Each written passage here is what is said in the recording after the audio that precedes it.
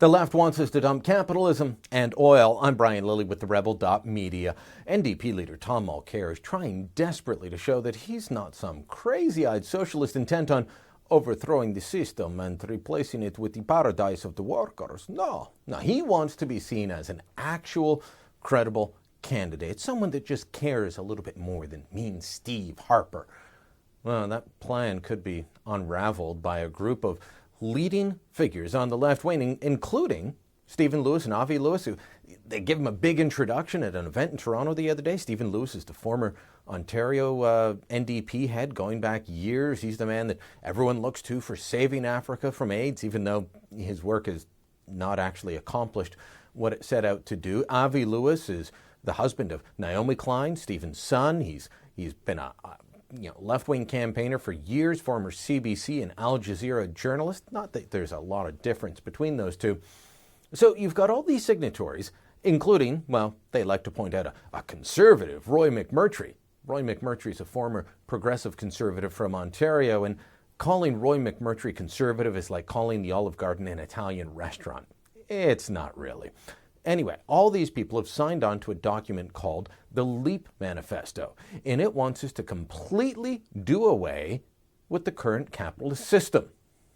It is possible for Canada to fight against climate change in a way that changes our country for the better, by delivering meaningful justice to First Nations, creating more and better jobs for the people who need them most, restoring and expanding our social safety net, and welcoming far more migrants and refugees. In short, we can and must care for one another and for the planet.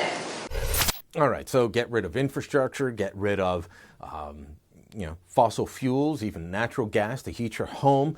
Doesn't matter what the cost. In fact, one of their supporters asked them a question during their presentation about how can we afford to do this? Help me figure it out. And look at this, they laughed.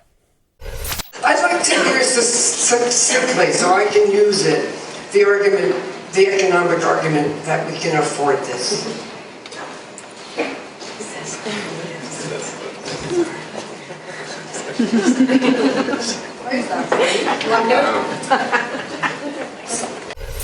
These folks don't care what the cost is, and their plan is completely unworkable, but they're hoping that someone's going to take them up on it. Hey, maybe Justin Trudeau will. I mean, you do remember that he once said we've got to rethink everything, including space and time?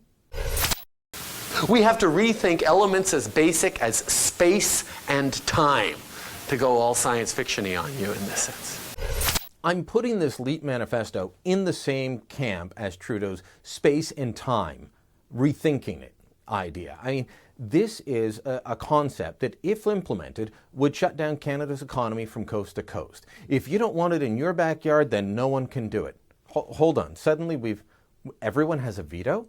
Everyone has a veto on what happens in the country? Nothing will get done. I don't want socialism, so get lost. You can't have it. I don't want the universal healthcare system. Get lost. You can't have it. Wait a minute. As soon as those things started coming forward, I'm pretty sure that the socialist brothers and sisters that have signed on to this letter would say, oh no, that's not what we meant. We just mean shutting down big, bad, evil capitalism. We mean being able to shut down the things that give us the jobs, to pay the taxes, to pay for the social programs that we all want so dearly. This is about living in the workers' paradise. This is the unworkable socialism of decades gone by. This is the type of socialism that has been tried and failed around the world.